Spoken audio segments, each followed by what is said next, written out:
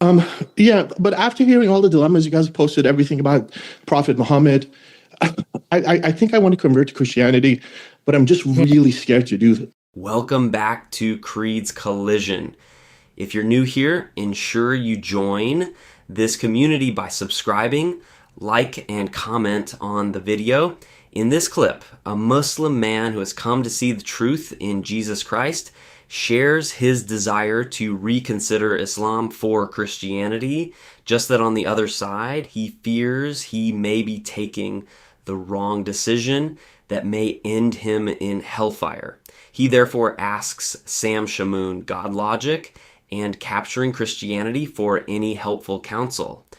Let's watch and listen to the incredible advice they gave him. All right, Hamid, I've asked you to unmute. Yeah, I can hear you. Okay, are you a Muslim? I am a Muslim, yes. Okay, where are you from? Awesome. I'm from California, from Los Angeles. Okay. LA. How long have you Cali been a Muslim? Okay. Here's my thing. I've been a Muslim since I was born. So Bismillah ar-Rahman ar-Rahim. Qul huwallahu ahad, Allahu samad. So I'm a Muslim. Yeah, but after hearing all the dilemmas you guys have posted, everything about Prophet Muhammad, I think I want to convert to Christianity, but I'm just really scared to do it. I'm just really scared that if I do, I might burn in Jahannam, that I might be making a really bad choice. Is there any advice you guys could give me? Can we, Sam, you've been sharing your screen. I can't share my screen over here. What stands out in this conversation is not just doubt, but fear. The man isn't saying, I hate Islam. He's saying, what if I'm wrong? What if I burn in Jahannam? That reveals the emotional weight many Muslims carry when even thinking about leaving Islam. In many cases, leaving Islam doesn't just mean changing beliefs. It can mean fear of hell, fear of rejection, fear of family loss, and in some societies, even fear of death. That fear can become a prison that keeps people from honestly examining the claims of Christ. But Christianity presents a completely different foundation. The gospel is not built on terror, but on peace with God through Jesus Christ. The Bible says in Romans 5:1, therefore, since we have been justified through faith, we have peace with God through our Lord Jesus Christ. Salvation is not earned by fear-driven performance, but received through Christ's finished work on the cross. Jesus does not say, come to me and be terrified. He says, come to me, all who are weary and burdened, and I will give you rest. From a Christian perspective, that fear attacking someone who wants to come to Christ is spiritual warfare. Satan does not want people to know the freedom, forgiveness, and assurance found in Jesus. Fear says, stay where you are or God will destroy you. But the gospel says, perfect love casts out fear. Christ invites people not into bondage, but into reconciliation with God, grace, and eternal life. So you said you've been a Muslim all your life? Yeah, I'm Persian. I was born in Iran. I was born into Islam. But then I moved to the West. So a lot of my friends are Christian. I started watching your shows, God Logic, Sam, Inspiring Philosophy, all the debates you guys do. And it made me reconsider Islam. But at the same time, I have a very eerie feeling of, what if I'm making a mistake? What if I'm being led astray? I even watched Sam on the PBD podcast. I've followed along throughout this journey you guys do with God Logic and Sheikh Uthman. But I'm just really scared to make the final transition. Do you know what I mean? Sam, can you give them John 14, 1-6? Yep. And just even a slew of verses. You know Sam what to do. The verses. Yep, go ahead. Sam Shamoun's response here centers on one major theme, the difference between fear and assurance. The Muslim caller is clearly afraid of leaving Islam, afraid of judgment, afraid of making the wrong eternal decision. And Sam keeps bringing him back to the words of Jesus in Gospel of John 14:1. Do not let your heart be troubled. Believe in God. Believe also in me. According to the Christian message, Jesus does not call people into fear and uncertainty, but into peace, confidence and relationship with God as Father.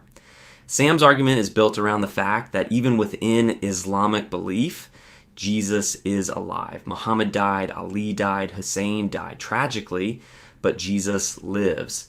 And because Christ lives, he can say in John 14:19, because I live, you also will live. And Sam contrasts that with Quran 46:9, where Muhammad says he does not know what will happen to him or to others. The point being made is that Jesus speaks with certainty and authority about eternal life, while Muhammad is presented as uncertain about his own fate. The commentary becomes deeply pastoral when Sam quotes Romans 8:15, "You have not received the spirit of slavery, leading to fear again, but the spirit of adoption, by whom we cry, Abba, Father." His message to the Muslim listener is this: Christianity is not about living as a terrified slave trying to earn acceptance. It is about becoming a child of God through faith in Christ. Jesus says in John 14:27, "Peace I leave with you, my peace I give to you. Do not let your heart be troubled, neither let it be afraid." Sam is urging the listener not to let fear keep him away from Christ.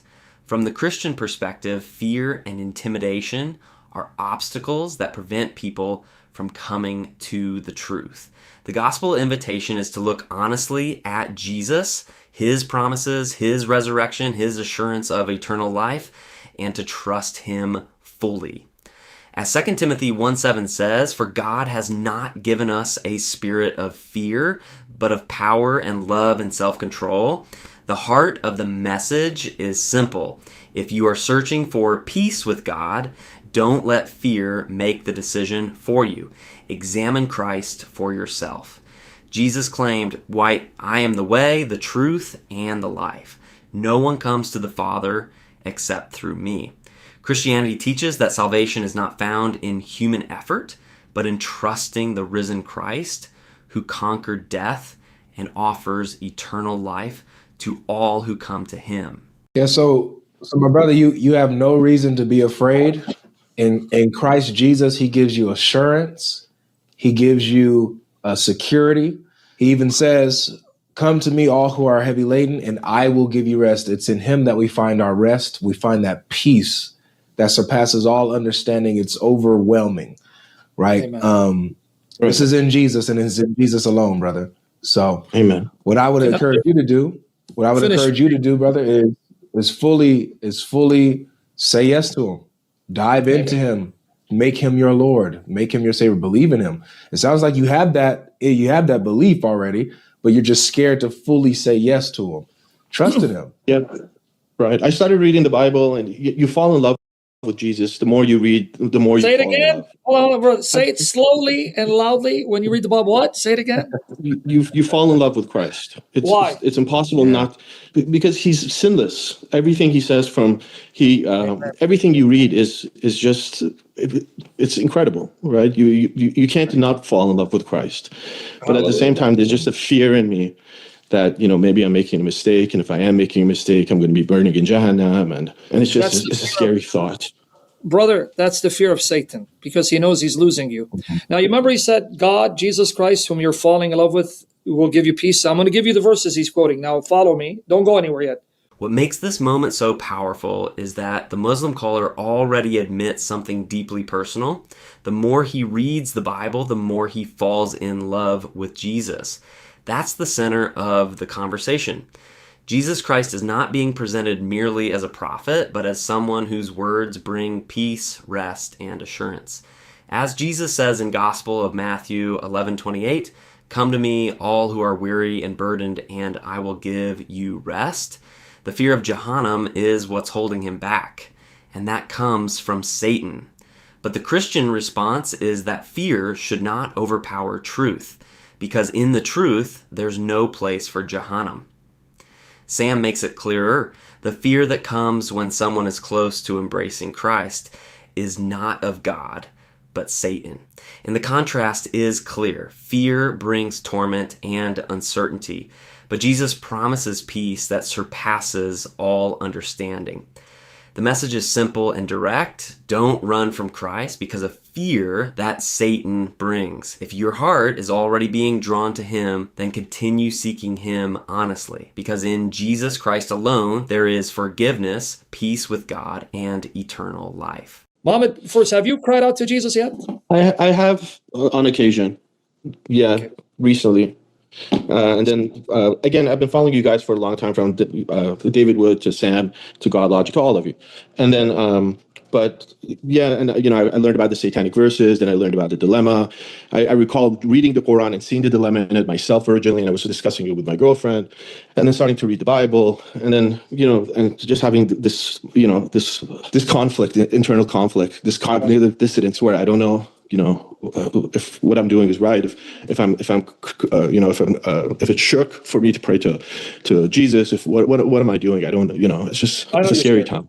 So what you're going to do is this. Here's what you're going to do. But it's got to be from your heart, and you got to do it alone, sincerely. You're going to get on your knees and just cry out to God. Say, God, because you may be afraid to speak to Jesus. So say, God, I really need to know the truth. I'm falling in love with Jesus of the New Testament. I'm seeing how beautiful he is, and his words are melting my heart. But I'm afraid that if this is a book that contains falsehood, I don't want to go to hell. You see my heart. Please reveal to me, is Jesus your son? Is he Lord? Or is Muhammad a prophet? I'm tired and I'm crying out to you. And the promise of the Bible is this. So you're going to say that from here because you may be scared to ask Jesus directly. Don't worry about it. You just cry out to God. Here's his promise. Jeremiah 29:13. You will seek me and find me. You will find me, Muhammad, when you search for me with all your heart. What it means is no conditions, no strings attached. Don't tell God what he cannot be. And when you cry out to me with no conditions, I'm already there. You don't need to look for me. I'm looking for you. You will seek me and find me when you search for me with all your heart, in Hebrews 11:6. And without faith, it is impossible to please him. For he who draws near to God, and you're drawing, must believe that he does exist. He's not, and he's a rewarder of those who seek him. See, God cannot lie. He's saying, if you look for me with all your heart, I'm already there. I'll reward you and answer you. Cry out to Amen. me. I love the advice given to him here. Simple but profound. Go before God sincerely without conditions and ask for the truth. That is a life-defining moment because eternity hangs on what a person does with Jesus now. The encouragement is this: God is not hiding from the sincere seeker. If someone genuinely wants truth, God will guide them. Then Hebrews 11:6 says, God rewards those who diligently seek him. Salvation begins with humble faith, crying out honestly to God, and being willing to follow wherever truth leads. For every Muslim listening, this is the challenge. Don't let fear stop you from seeking Christ sincerely. If Jesus truly is who he claimed to be, the way, the truth, and the life, then responding to him is not a small religious decision. It is the decision that defines your eternity. Christianity teaches that eternal life is found not in rituals or fear, but in knowing and trusting the risen Christ who calls people to himself with grace, peace, and truth. But I appreciate your time. Hey, Jesus. Hamid, course, man. I wanna say one thing really quickly. Something cool about Christianity is that we have a lot of evidence for the truth of Christianity, mainly from like miracles in particular with respect to Christianity. So like obviously the resurrection, biggest miracle. There's a lot of evidence for that one, but we also have a lot of modern miracles, and there's been a lot that I've been looking into lately that have really like shored up my own faith. And Christianity is true, and there's tons, so much evidence that Christianity is true. And so I would also like that I think can also help you alleviate some of your worry and some of your doubt and some of your anxieties, is that just like relax in the fact that this stuff is true. Like the evidence is actually there in our case. Right. It's not, you don't have to just rely on like, well, this theological argument says this and this theological argument says this. Well, actually, it's not, it's not splitting the moon, but you don't know if he actually split the moon or not. Yeah. Right. It's not even comparable. The final thing I want to recommend to you, go to John Burke, John Burke, Burke. He's got a website. He has personally investigated nearly 1,500 near-death experiences. People were clinically dead, verified, who saw Jesus alive. And so one thing we're telling you, notice he told you about a miracle from the Coptic Church. No, we're not saying that he's saying, oh, you got to be Catholic. No, they're true believers. We believe this, him and I. If we didn't believe that, we wouldn't be working with others outside of the Catholic Church. And Avery is not, he's not Catholic. What matters is coming to know Jesus, falling in love with the real Jesus, the triune God of the Bible, and then let Jesus guide you to your journey. Let Jesus guide you. But come to know him first. It doesn't matter. Just come to know the real Jesus, the Trinity as God, the Bible's his word, and then baby steps. Then he'll guide you into the fullness of truth, wherever that may land you. But go to John Burke, Burke, watch those near-death experiences. He's examined 1,500. And Cameron, you know about him. He's been interviewed by Lee Strobel for Case for Heaven. He's modified. I'll check him out. I will. You got it. Thank you, guys. Cool. I appreciate your time. God bless you. All right, Hamid. Yeah. God bless you guys. This entire conversation is ultimately about one thing: a Muslim man honestly searching for truth and finding himself deeply drawn to Jesus Christ. What began as intellectual questions about Islam slowly became something personal and spiritual. The caller admitted that the more he read the Bible, the more he fell in love with Jesus, yet fear of Jahannam and fear of making the wrong decision held him back. That tension is something many Muslims experience privately, but rarely speak about openly. The conversation also emphasized that Christianity is not presented merely as blind faith, but as something believers argue is supported by historical evidence, the resurrection of Christ, transformed lives, and testimonies people believe point to the reality of Jesus alive today. Whether discussing the resurrection, near-death experiences, or the promises of Christ in Gospel of John, the message remained the same. Don't let fear stop you from honestly examining Jesus.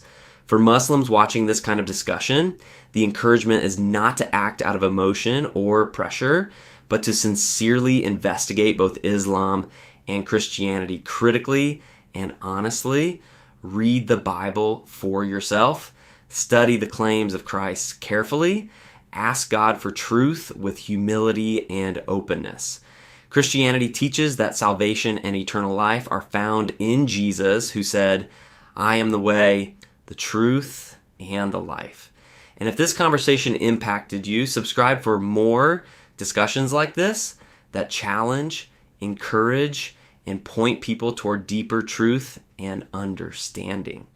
Appreciation as well to Sam Shamoon, Avery, and the team at Capturing Christianity for the work they are doing in Christian apologetics, engaging difficult questions, and encouraging people to examine the claims of Christ seriously. You got my homie Avery bored out of his mind. She's like, dude, man, can you get off the Catholic stuff, dude? What's up? Man, this was the best. This is what we want, man. That's we why, could do this if you the only one. Crazy. Seriously. Crazy. This was I the could whole have talked to him for a lot longer. Yeah, made all these trolls, all that going through all that made it worth it, right?